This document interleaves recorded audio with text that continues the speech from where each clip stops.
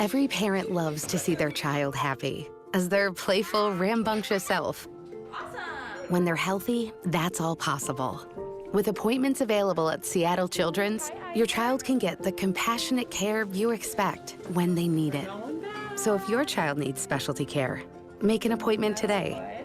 Because safe, timely care can make all the difference. Hope, care, cure. Seattle Children's.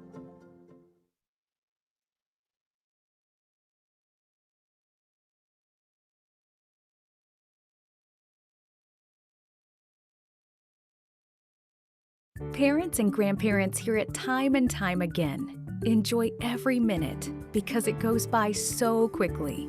With their first steps, they start imagining, exploring, and dreaming of what's next. You can help put those dreams in motion by saving for college with Washington's 529 plans. The GET program and the Dream Ahead College Investment Plan can help them be ready for wherever their dreams take them. Give the gift of a brighter future today at wastate529.wa.gov.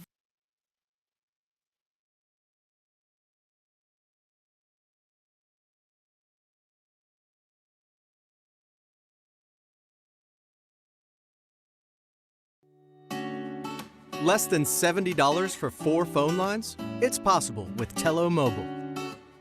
Families are one of a kind. Why would phone plans be any different? Get a tailored plan for each member of your family. Dad can have 4 gigabytes for $19 a month. Mom would be happy with 6 gigabytes for $24 a month. A 9-year-old can do with 500 megabytes and 300 minutes for just $7 a month, while a teen can enjoy 2 gigabytes of data for $14 a month. Total for a family of 4, just $64 a month with Tello Mobile.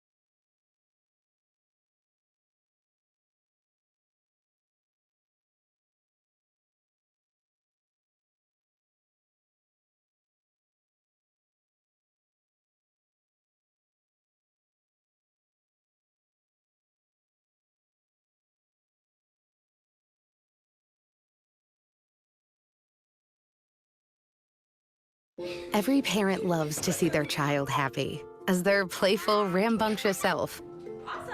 When they're healthy, that's all possible. With appointments available at Seattle Children's, your child can get the compassionate care you expect when they need it.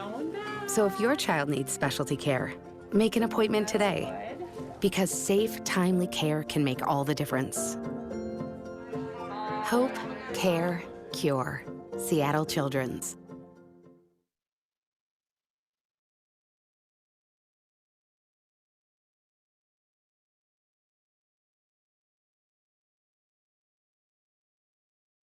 Parents and grandparents hear it time and time again. Enjoy every minute because it goes by so quickly.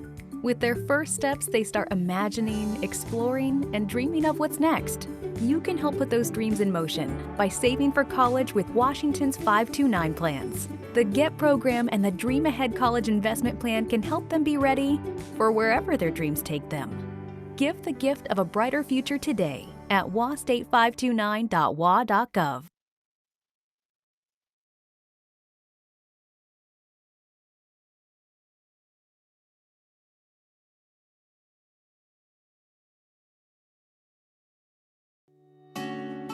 Less than $70 for 4 phone lines? It's possible with Tello Mobile.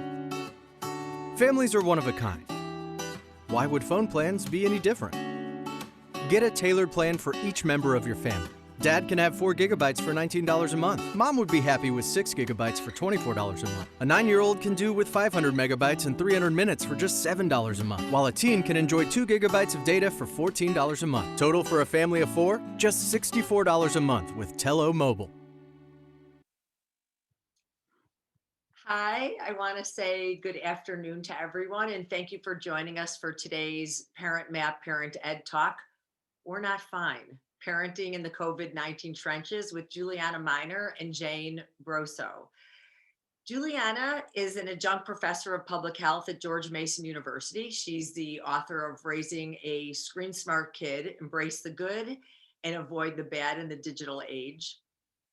An accomplished freelance writer and blogger, Minor is contributing author of the New York Times bestseller, I Just Want to Pee Alone, and the award-winning humor blog, Rants from Mommyland.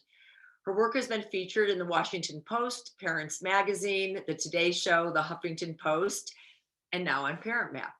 She lives in Ohio with her 3 kids, 2 enormous, and I'll quote her, poorly behaved dogs, and a hopefully well-behaved husband.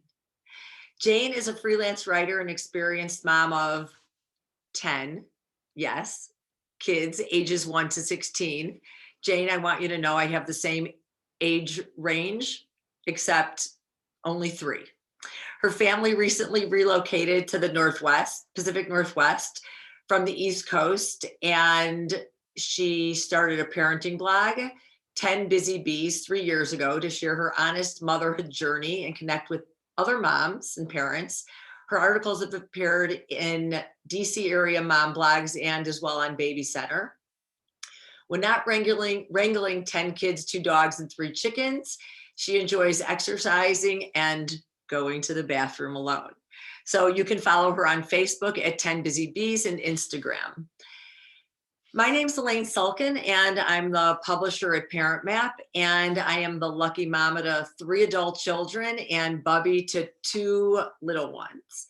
So for those of you that are not familiar with ParentMap, we are a content-rich site devoted to your parenting journey. We kind of describe our content as going from broccoli, the more health, education, wellness, and development content, to popcorn, which is the fun out and about adventures that we so appreciate, especially in these times. We also proudly publish a print magazine. We have a very robust website. We have books that we publish, and now these parenting live events. So we're very happy to have you join us, and we want you to know a few housekeeping rules. This is being recorded for future use. And we really encourage you to send us questions. Use your little Q&A prompt at the bottom of your screen. And we couldn't do this without our sponsors, of course, Seattle Children's Hospital, as well as Pacific Medical Centers, the Jewish Day School, Tello, and Washington 529 College Savings Plans. And I just want to give one other thank you to all of you who are joining, and really hope that you'll consider joining our event on February 24th called Who We Are, A Chronicle of Racism in America with Jeffrey Robinson, which will be incredibly educational for all of us. So with that, I just want to welcome Jane and Julie and turn it over to you.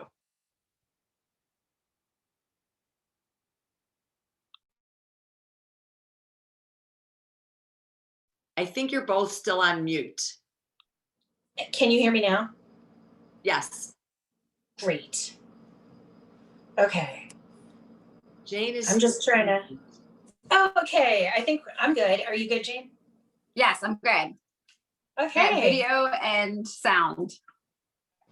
Well, hi everybody. I'm Julie. I'm coming to you from my pantry in Ohio. And if that doesn't tell you pretty much everything about parenting during a pandemic and trying to work, nothing else will. This is, it's a big pantry and it has a door that closes and it has decent reception. So here I am. There's a pretty good chance someone is going to come in looking for snacks, or you're going to hear a dog cry. There you are. And I'm coming to you from my husband's home office. He's been working from home during the pandemic. So you will likely hear some children crying outside the door and some dogs barking, but I'm happy to be here. Me too. Well, ParentMap asked us to talk about just like have a really honest conversation and discussion about what it's like for two different moms in different parts of the country dealing with now being a year into the pandemic, just trying to keep it together. So Jane and I used to be neighbors, and we have been friends for, it's like maybe almost 10 years. Yes, that's what I was thinking. I was trying to think of the timeline. I think it's been almost 10 years. I think you only had 3 kids when I first met you. Oh gosh, maybe. Yeah. Yeah. Because no, maybe you had 4. Maybe Now 4. she's 10. I think I had 4. Yeah. Yeah. So it's been a long time, and we know each other pretty well. And it's a good opportunity for us to talk about some of the ways that we're not okay and we're struggling still. And then in talking those things through and naming ways that we weren't okay, we started thinking about kind of strategies for coping. And so we wanted to break the conversation up into really talking about and delving into the reasons that we weren't okay, and then flipping it and ending with a discussion about, you know, the things that are helping us cope and giving us hope. And I did not intend that to rhyme, but it did. And maybe, you know, have some conversations with you at the end and get some more suggestions for things that you're doing that are kind of helping you through the days.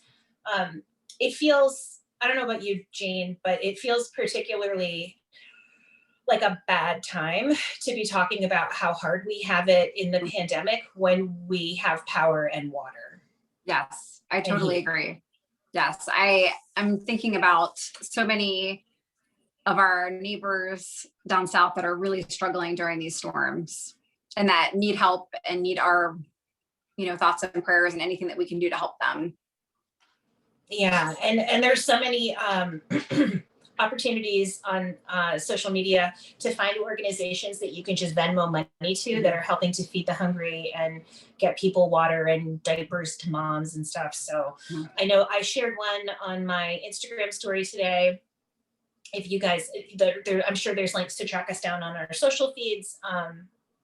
That feeling though of I'm struggling, but I don't want to say anything because other people have it worse. That's one of the things that that you and I discussed. It's this overwhelming feeling of guilt because there are days where I am on the struggle bus, and then I feel really guilty about complaining or venting because we're healthy. We got food in the fridge. My husband is still employed. You know, it's, so then I feel bad because it's like, okay, well, you know, why don't you check your privilege and stop whining because really you're fine. But I mean, a year in, it's hard, and it's hard to find that balance between like being open with the ways that you're struggling and then mitigating the guilt and trying to have some perspective on it. I don't know. Are you experiencing the same thing, Jane? Yes, definitely. And I think, I get mad at myself because I'm like, gosh, it's a year later. I should have figured this out. I shouldn't still be struggling this much. Yeah. But it's hard. And I'm going to say this now, and I'll say it at the end. I just want to commend all the parents out there because parenting is hard on a good day. It's extremely hard during a pandemic. When you are potentially working from home, you've got kids that are doing online school, or you've lost a job, or you have a family member that's sick. I mean, this is really hard. And I just want to commend the parents out there that are getting up every day and, you know, doing hard things during this pandemic. Yeah, absolutely. I think that kind of leads to another one of the things that we talked about. One of the reasons that we're not okay is, there's some guilt about being on the struggle bus, but then realizing that maybe your situation could be much worse. So it's typical mom guilt, right? Like you give 100% and it's not enough. And then you get guilty that you don't have more to give. But at the same time, I mean, I'm just speaking for myself now, but then you're like a little resentful that you're giving everything and you're still feeling like you're Yes. failing. Yes. I mean, I think the pandemic has magnified all of that mom guilt and, giving everything we have. And, I think that that's definitely been magnified because all of our support systems have been taken away. Yeah. So we don't have those outlets that we would normally have to vent and, to get a break.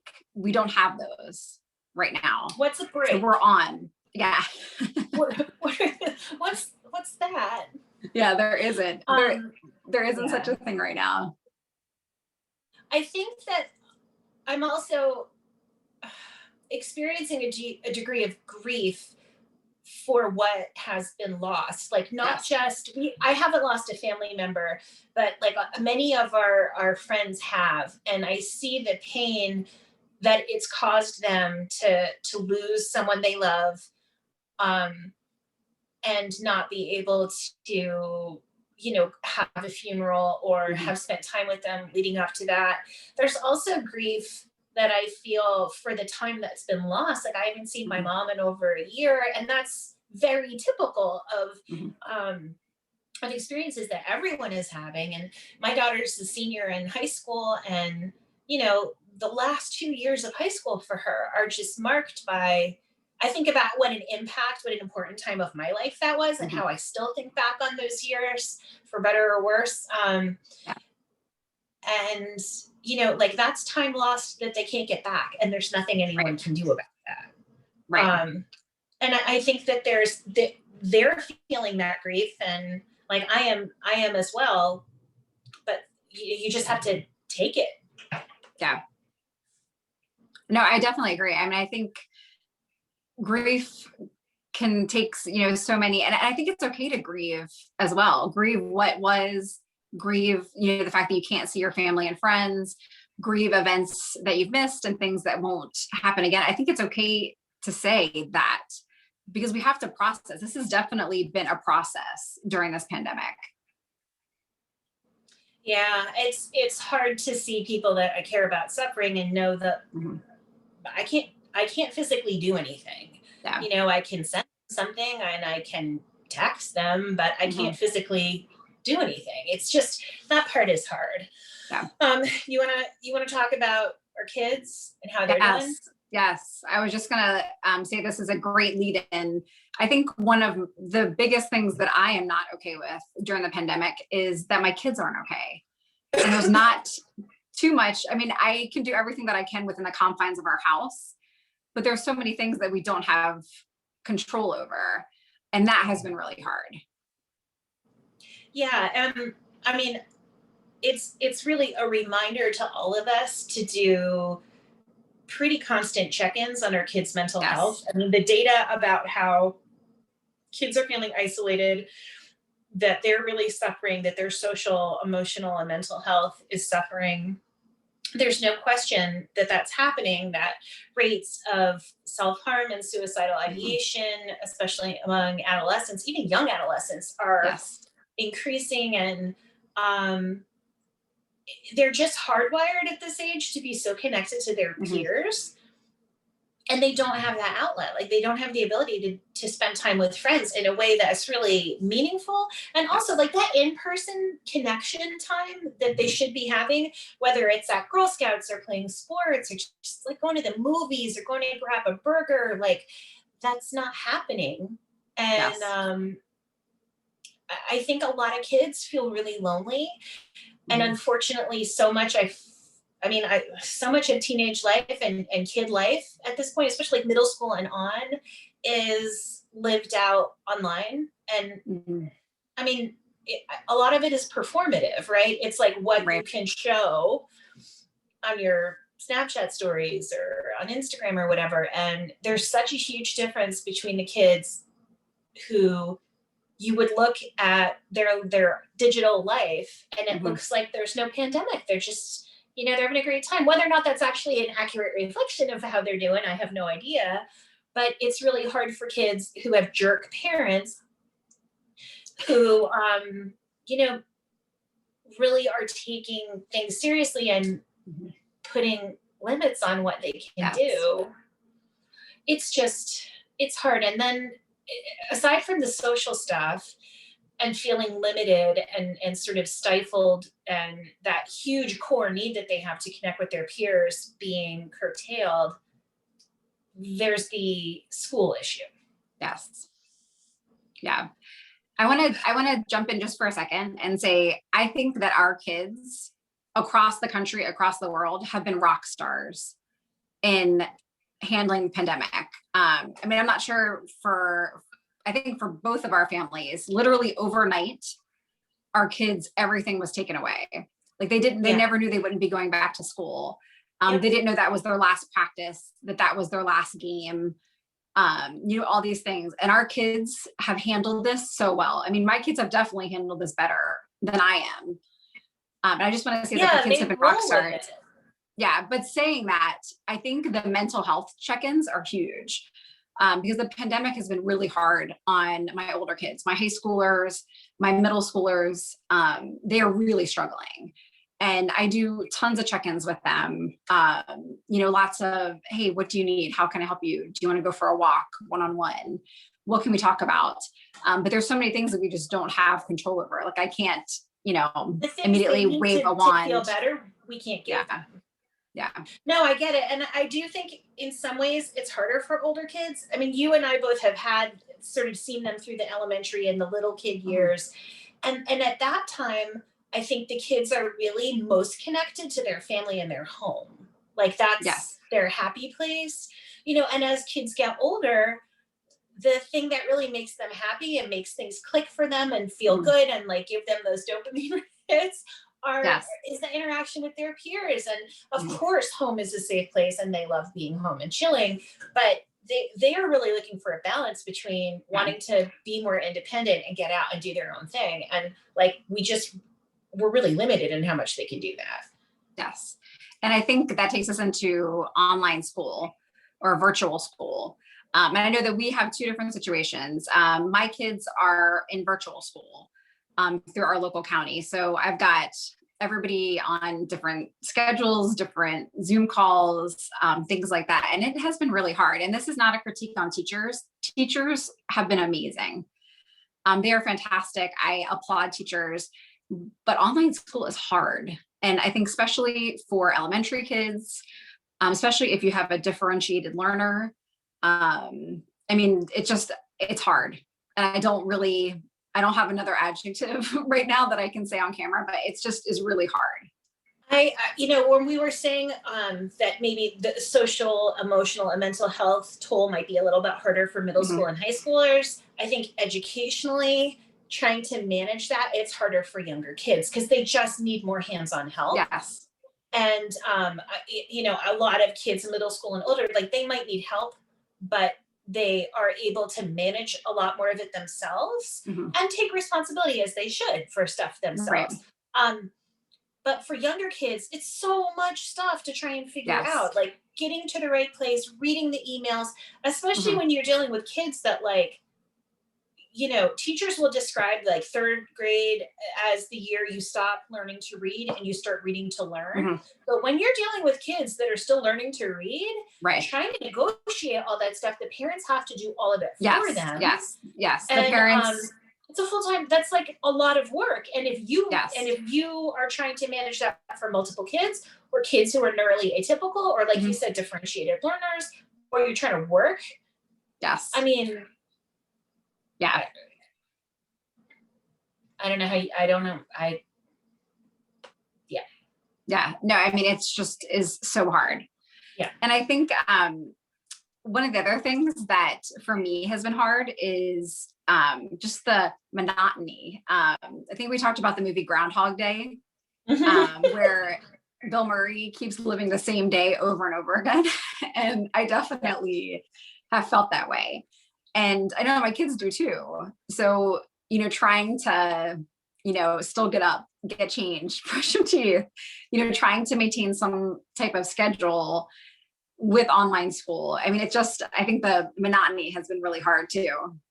Yeah, it's been difficult. And, looking at it from a broader perspective, the monotony also has kind of profound impacts on our ability to function, because my ability to like differentiate weeks and months is like every day is the same. I'm like, were there leaves on the trees? Was it hot out? I guess it was summer. I don't know. But it impacts like your memory, and it impacts your motivation, and it like it impacts your executive functioning. And when you're required to like support the executive functioning of everyone else in your house, and like as a parent, it's my job to support my partner and my kids and I struggle with it anyway in my own work. Like, it's really hard. It is really hard. It's really hard. It's hard enough to manage it for myself, but then to try and provide any support for my kids, like I've just really had to lower the bar. Yes. Yes. I mean, our mantra has been do your best and leave the rest, because there's just so many things. Yeah. Thank you. Like as far as online school, our specials were required and we're being graded for online school. And we didn't show up for a lot of specials, and I emailed the teachers and I said, hey, this is what's going on. But that was one more thing that we couldn't do. Like I was having panic attacks during online school, and I've never had a panic attack before.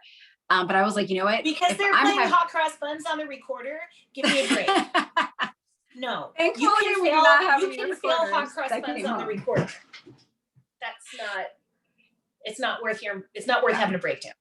Yes. Yeah. So, I mean, I think I have changed my expectations multiple times during the pandemic, and have definitely lowered the bar many times, just because it is survival. This is extreme survival parenting.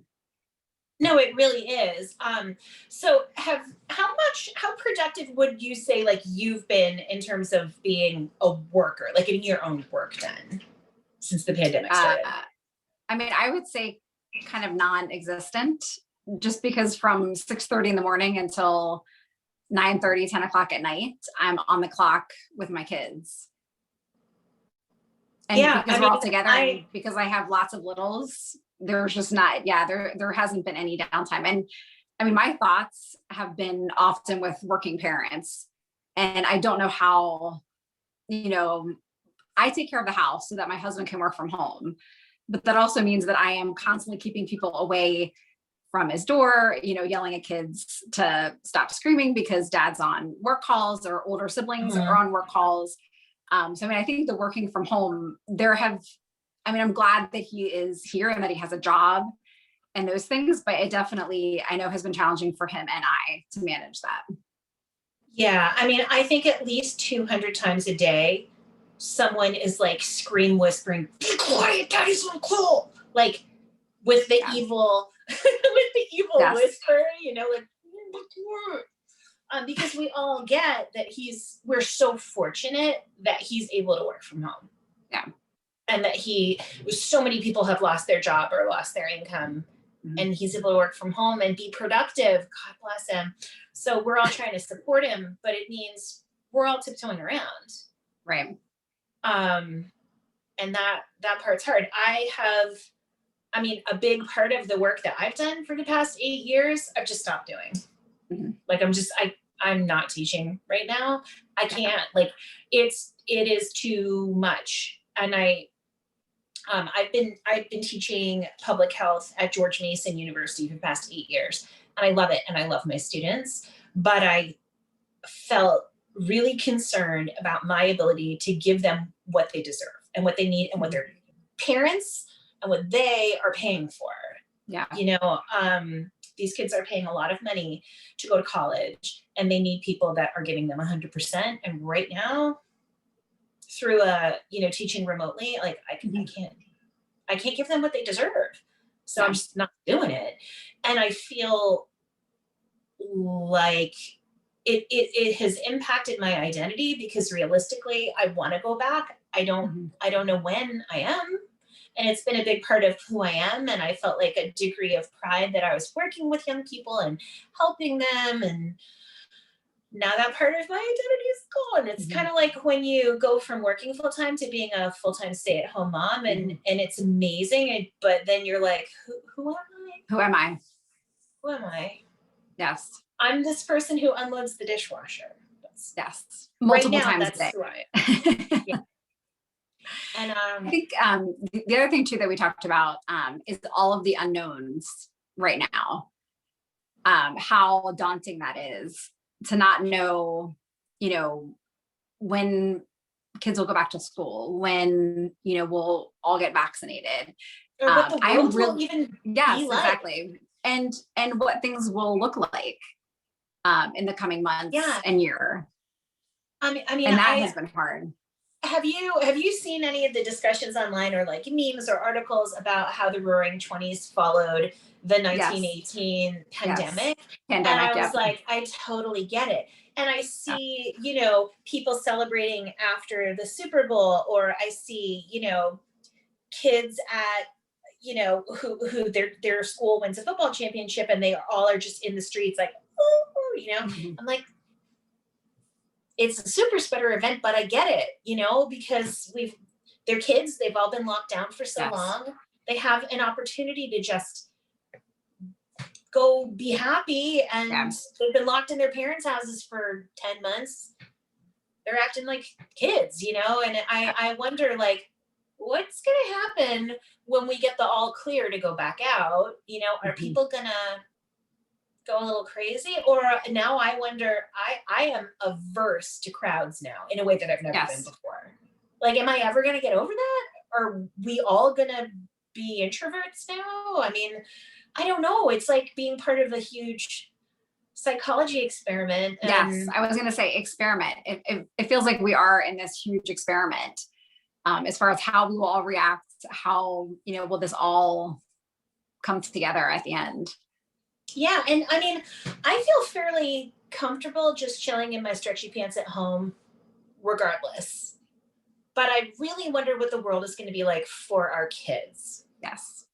Yes. And I wonder the degree to which that in-person connection, that is the thing that makes the world go round for me, is that connection with other people. I don't know what that's going to be like for them. It freaks me out. Yes.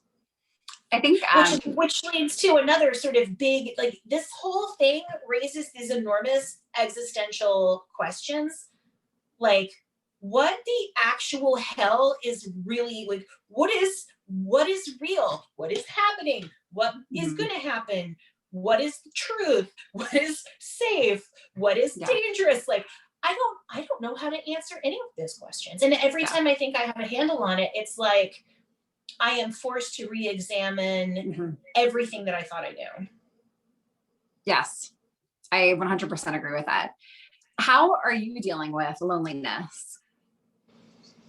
I know that we talked about our kids, but how are you dealing with loneliness and feeling isolated? I think I'm in denial about it. Like, I'm okay until I start spending too much time on social media and seeing and getting FOMO. And then it starts to hurt a little bit. And so I have to put it away. And I find that I'm like using social media as like a tool for, like, as a writer or whatever, like for the blog, but not using it personally, because seeing the people that I care about far away, and seeing them like interact with each other on comment threads, or like maybe getting together without me, like, it just, that part hurts.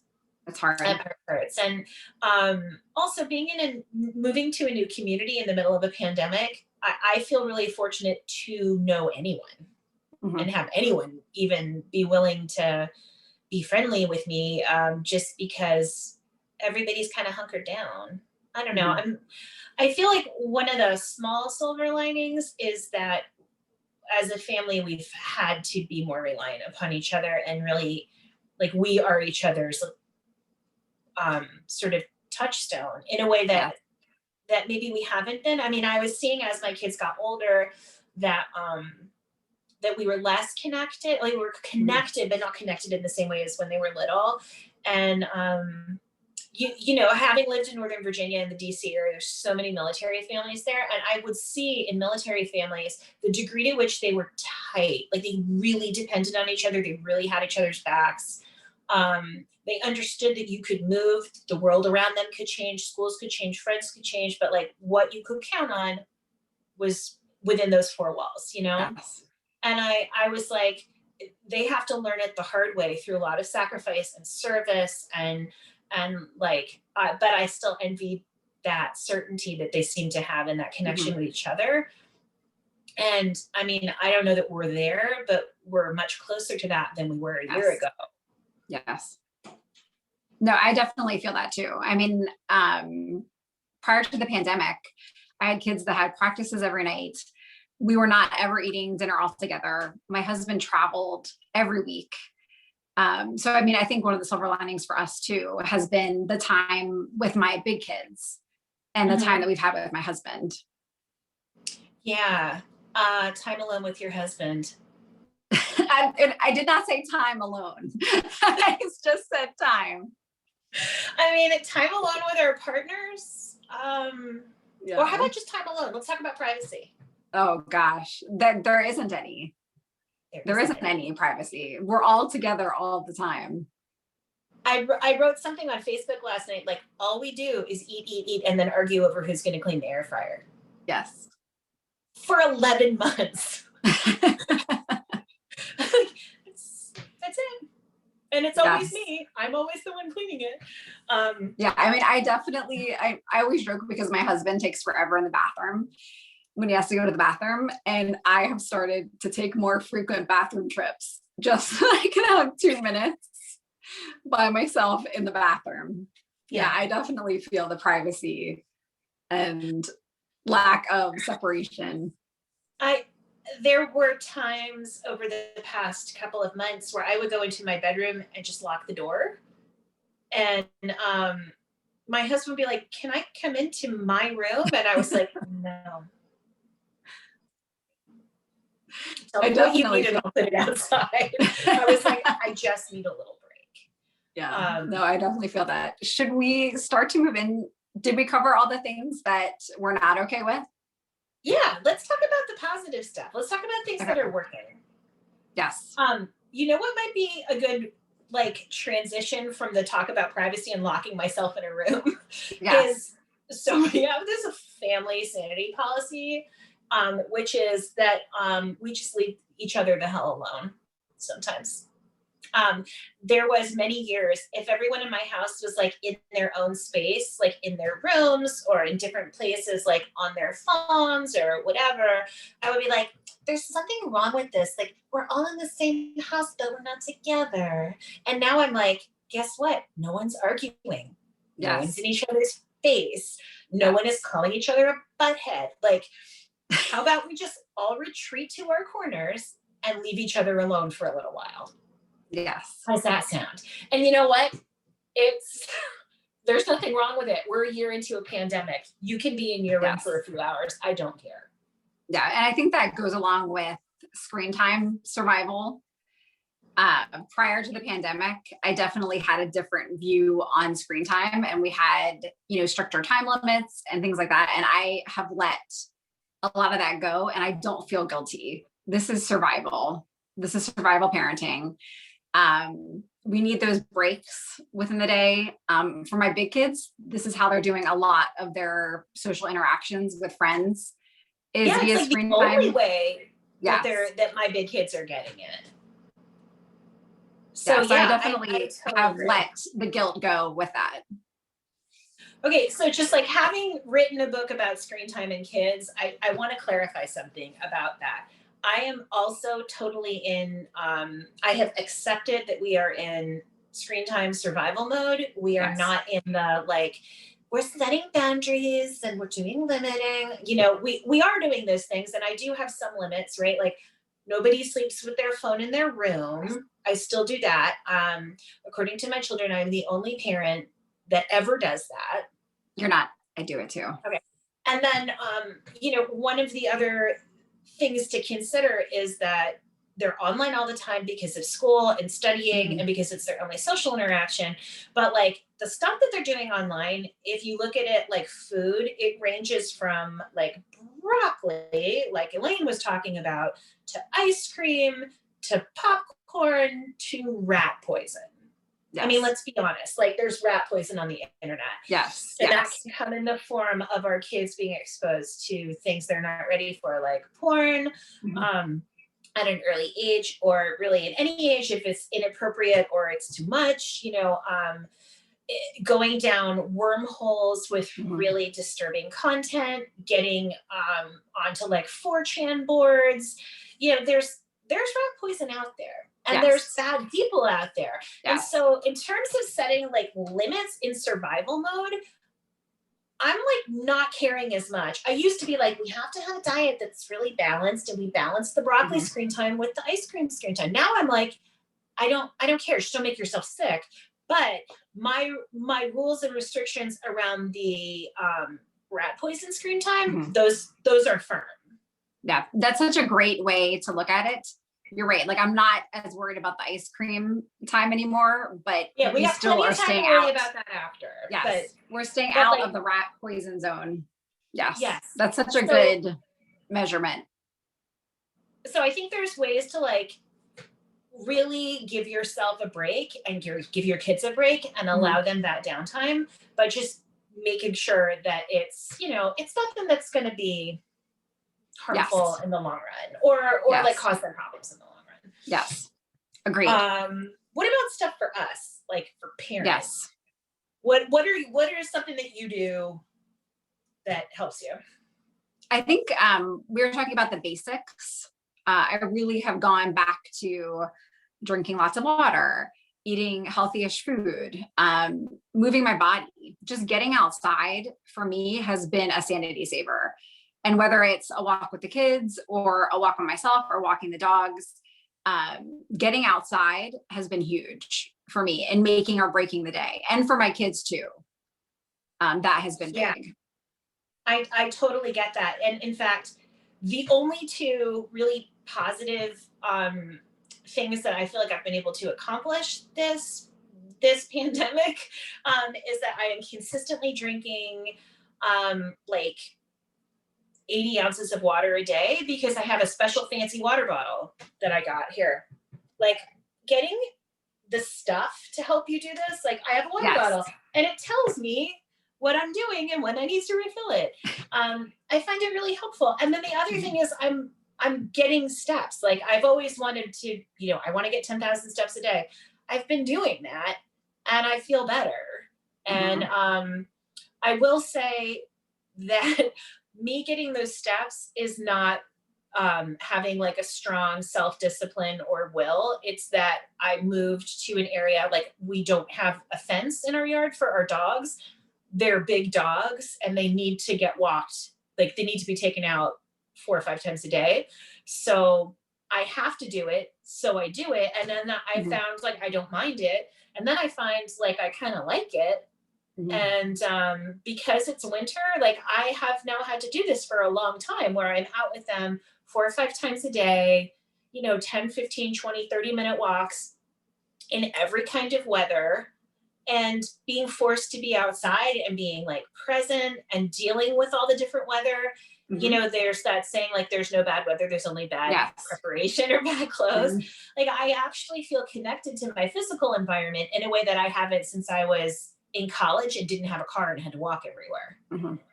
So like that has been really positive. I'm going to be totally honest and say that if it was up to my like self-discipline to get out there and walk and get exercise and be at peace with my environment, like I definitely wouldn't do it. I would just let them out and I would not be getting the steps, but because I have to, I am. So I'm like, we're not putting a fence in because it's good for me. Because otherwise I'm lazy. Yeah. And I think besides the basics and getting outside, self-care has really kind of come to the forefront for me. Like being a busy mom of lots of littles, I mean, there would be days where I haven't showered and things like that. And for whatever reason right now, getting a shower make such a difference. You know, and the funny thing is, I'm 48. It shouldn't be a surprise, right? You know what, like Jane, when you shower, you feel better and clean. Like, why is this?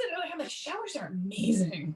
Showers are amazing. When you are not leaving the house and you need a 5-minute break, a shower is amazing. Right. Also, being in a new environment, I'm like, no one knows me here. I can be super ugly. Nobody cares. Nobody knows me, you know? And so it has been really good to embrace that. And a couple times a week be like, I am gonna brush my hair and put on makeup, or just to try and feel like a person a little bit. And I think it's those small things that have really made a difference during the pandemic. I know, you know, reading a book, like I started whitening my teeth, and for whatever reason, that 30 minutes, I only do it once a week, but that 30 minutes where I know I really can't talk to my kids because of the white strips. So I read a book or binge watch a show. But I do think it's those small things that we're doing for ourselves that are making a difference during the pandemic with our sanity. So one thing is, I have a Kindle Unlimited subscription. Do you know about that? It's like basically if you have a Kindle or you use the Kindle app, you can basically get, it's like buying an Apple Music subscription or like a Spotify Premium or something. You have access to all these books because you're paying, I don't know, $5 a month. You can read as many of them that are available and pay you as you want. You just borrow them like you would from the library. Yeah, that's great. So like that's been awesome. And I've read a lot of things that I wouldn't normally read because they're free for me. I mean, they're not free because I'm paying for the subscription, but it's great. And like, I have the app on my phone and I have a Kindle, and that has been really good for me, I think, to be able to do that. And it's definitely money well spent. And I always kind of feel like it's good to read, even if I'm reading kind of a trashy book, like, I feel like it's maybe better for me brain wise than scrolling on the internet or watching a show that I've seen 100 times. Okay. Yeah, that's great. The other thing too, talking about how have you been breaking up the monotony of each day, each week, each month? Oh my gosh, how have I been doing that? Okay. I'm going to answer this and then let's start taking questions. Yes, I love that. Okay. So breaking up the monotony. One thing that I have been doing is just saying, like, pick a thing, do a thing. So like for Valentine's Day, I was like, we're going to decorate cookies. How about that? And I had found that like, I have to pick a thing that I am okay doing by myself if everyone bails on me. Right. So I'm like, we're doing a puzzle. Well, guess what? Everyone only wants to do a puzzle for 10 minutes and then they get in a fight and somebody stomps off. Or, you know, like, I'm like, we're making snow cream from fresh snow. How about that? And they'll be like, okay, whatever. And they're not that interested. But I'm like, it's a thing that we're doing. I'm picking a thing and we're doing the thing. Or like, we are getting in the car. We're driving to look at a thing that's an hour away. So it's just picking a thing and doing a thing. We tried to do something weekly. Like I tried to pick like a game night, movie night. And movie night for my family was like, let's all sit on the couch at one time and then argue for 45 minutes over what we're going to watch. Yeah. And then everybody leave. And I end up watching something I've seen 100 times. We ended up doing a theme night once a week, but I let the kids pick. So each kid got a different week to plan that night. So they got to plan the meal, the dessert, and the movie or whatever we did afterwards. And that was really fun. And that kind of they love it. Yes, they loved it. And we stopped during the summer and they keep asking me to bring it back. So I think we might be bringing it back. That's great. That's super great. Okay, cool. I'm gonna jump in.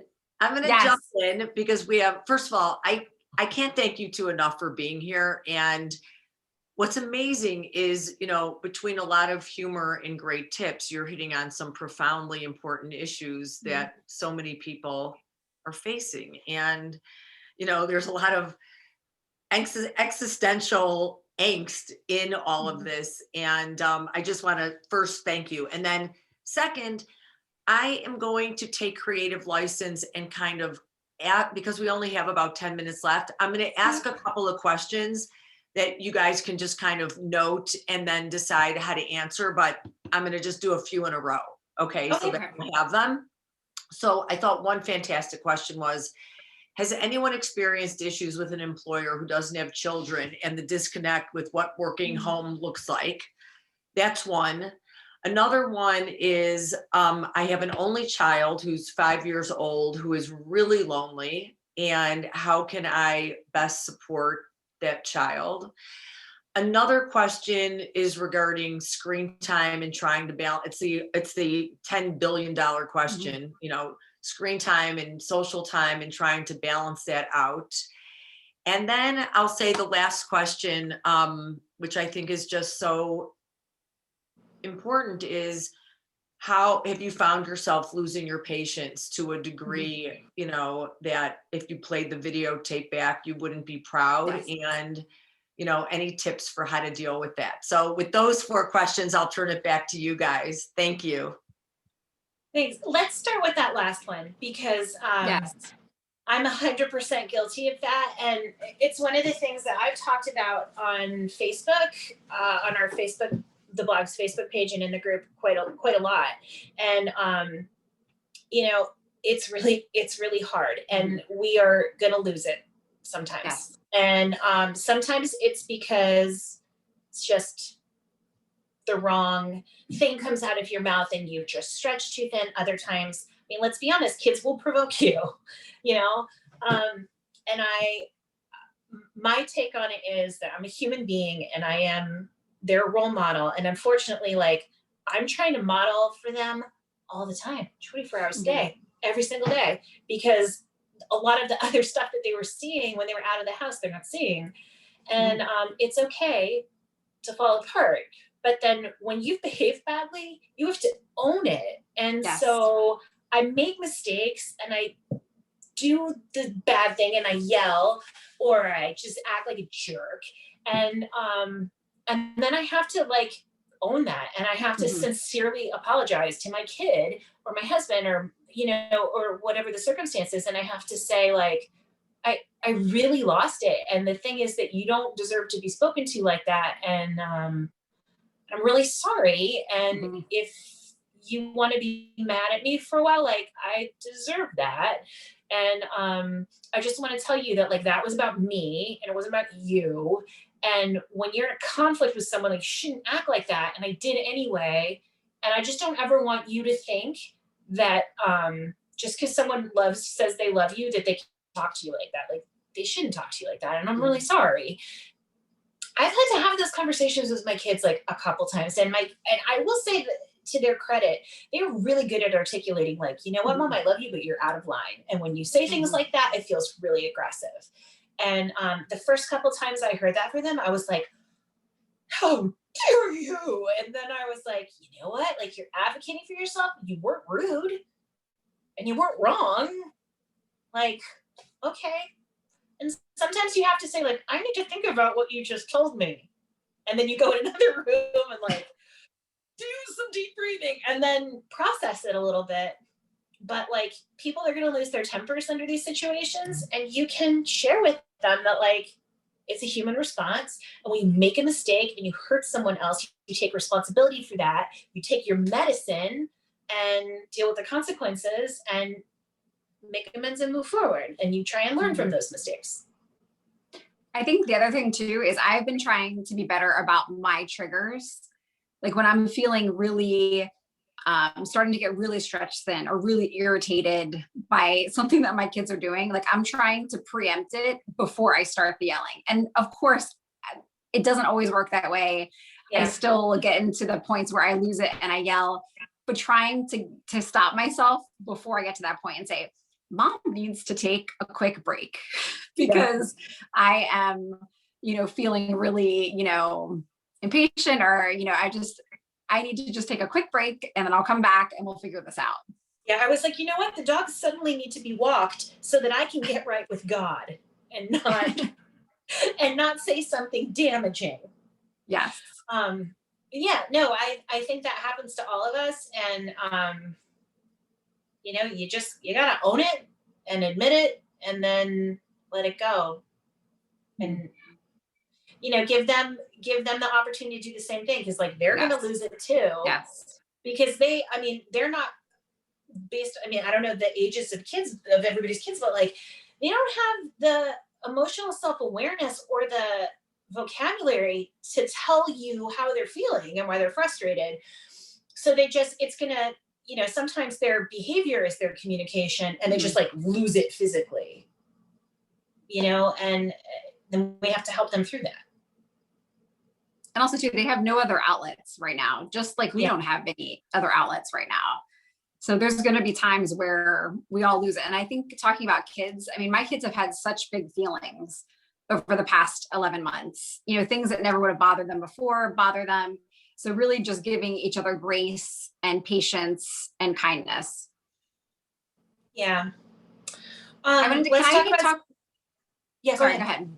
I was going to say, just talking about the only child, the 5-year-old only child, that is really tough. I was an only child growing up, and I've thought a lot about it during the pandemic. And I've thought a lot about only children and how isolating and lonely that would be. A couple of thoughts would be some online classes that are interactive. I know it's tough because they're online for school, depending on where you are, but there's so many good classes like music classes and drawing and art classes where, they could, be interacting with other kids and still be, especially with music classes, they can be silly and have some kind of outlet. And I think depending on your area, we do have some things that are starting to open up a little bit that are safely social distanced, like tennis and, kind of things like that. So I don't know. What other ideas do you have? Or maybe setting up 5 years old, like they're really transitioning away from parallel play into like playing together at 5, right? Yes. But maybe what you could do is if they have a friend or they have a cousin who's similar to them in age, like you could go on Amazon and order them like an art kit. Toy. And they I love that idea. Kit, or they get the same Lego set, and then you turn on Zoom and they can build it together. I mean, they're doing parallel play, and that might not be developmentally where you want them to be, but they're doing the same thing together. They can make eye contact, they can read verbal cues. So it's not optimal, but it's fun. And I actually love that idea. I think that's such a great idea. Yeah. What about the employer question? I mean, I think that's something that'd be hard for both of us, just because I have been the professor in situations where people are trying to manage class and assignments and group projects, and they have kids, and their classmates don't get it. I get it, but the people with whom they're working don't get it. And it's just so hard. I think also like the HR rules are so questionable with people working from home. Like, I think you need to dig deep into what the expectations are in your job description and in your, how you're being reviewed, and make sure, like if it were me, I would make it very rubric driven. If you're having trouble communicating with your employer about it and they're being unreasonable, like just say, these are 10 things that you expect me to deliver by the end of the week. If you get them by 5 o'clock on Friday, and I have clocked in on these hours, I have met my professional responsibilities, whether I do them after my kid goes to sleep or 9 to 5. I mean, that's the only suggestion I can make, is make it like about box checking, and make sure that it's consistent with whatever your evaluation process is, whether it's annually or whatever your job description says, whatever your employment contract says, that you are meeting the terms. And so if the pressure you're getting is inconsistent with you meeting the terms of your work agreement, then you actually have a leg to stand on when they're saying, well, he wants me to be able to do calls when I can't do calls. And you actually then will have the ability to negotiate that, and to call out, unreasonable expectations. I don't know if that's helpful. I think the last question was about screen time.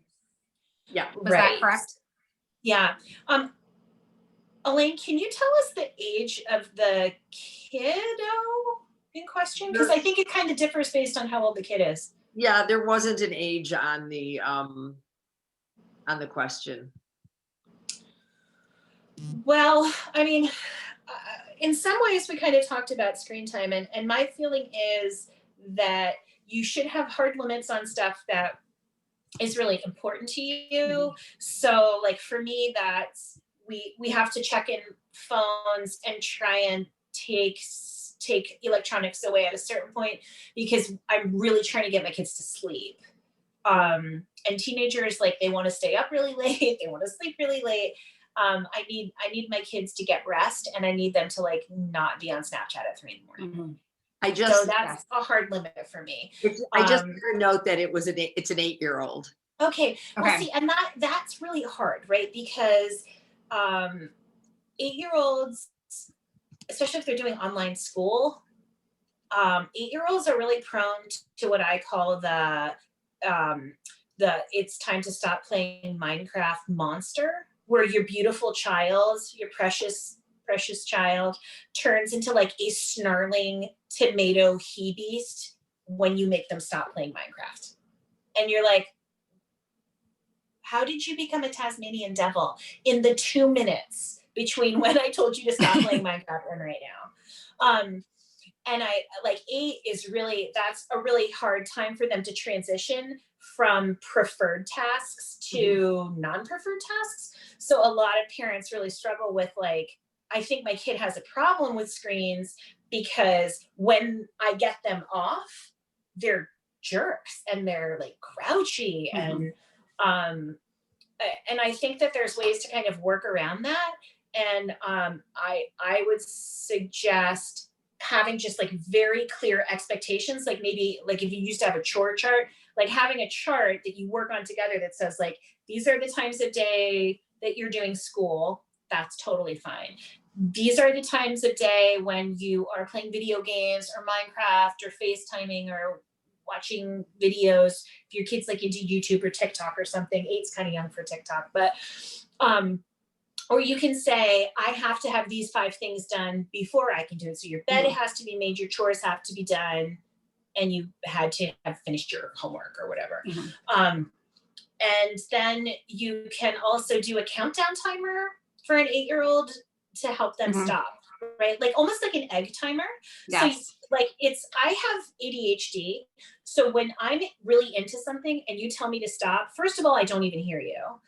And second of all, if you say 5 minutes to me, if I'm engrossed with something, time has no meaning.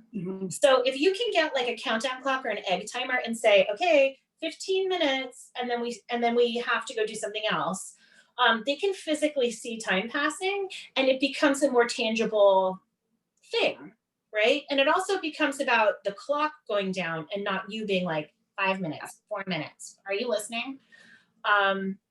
And then I would also suggest transitioning from the preferred task to something less desirable to like build in a reset. 8-year-olds are super physical. So be like, run around the house, run up and down the stairs, do 10 jumping jacks, and then let's go eat dinner. But engaging that physical break, like getting their blood pumping, doing just a tiny little brain reset in between activities can be really helpful. The other thing is like reward them with so much praise every time they do something that you want around screen time. So if your kid decides to read a book instead of watching YouTube videos, or he or she like turns off Minecraft and transitions to setting the table with no issues, be like, I can't tell you how proud I am of you for doing that. Like, good for you for doing that. You know, it's really hard for me sometimes to put down my phone when I'm really into what I'm doing and go do the next thing. And you did that so well. Like, that is awesome. Those are my thoughts for an 8-year-old. Yeah, I think you're spot on. Everything that you said, I'm shaking my head. Yes, 100%. But 8-year-olds are awesome because they're like really old enough to get it. So I think also if you talk to your 8-year-old, like realistically, reasonably, what do you think is fair? Like, what do you think are fair rules around this? And what do you think are fair consequences? And then having you work through those together. So that way if your kid blows it and needs a consequence, you've already agreed that that's appropriate and fair. And it makes it seem more like less subjective and less about you being punitive and jerky and more about like, well, I did the crime, time to do the time. I don't know. Yeah, I totally agree. I'm gonna 8-year-olds are back awesome. in because we're on our hour. And before I, again, thank you, our audience is asked if you would both remind them the blog or where to follow you. Okay, I'm at Julianna Minor or Rants from Mommyland on Facebook, and also Julianna W. Minor on Instagram. And the blog is called Rants from Mommyland, although I don't update it as much as I should. Also your book too, Julie. Oh yeah, I book wrote again. a book about screen time called Raising a Screen Smart Kid, and you can buy that anywhere books are sold: Amazon, Barnes and Noble, Walmart, Target. It's wherever. such a good book. I'm telling you, it's such a good book. And people can find me on Instagram at 10 Busy Bees Family and on Facebook at 10 Busy Bees. And my blog is 10busybees.com. Fantastic. Thank you guys. And we hope to see you again. Thank you so much. Thank you, everybody. Thank you so much for having us. Hey, and parents, you're doing an amazing job. Thank you.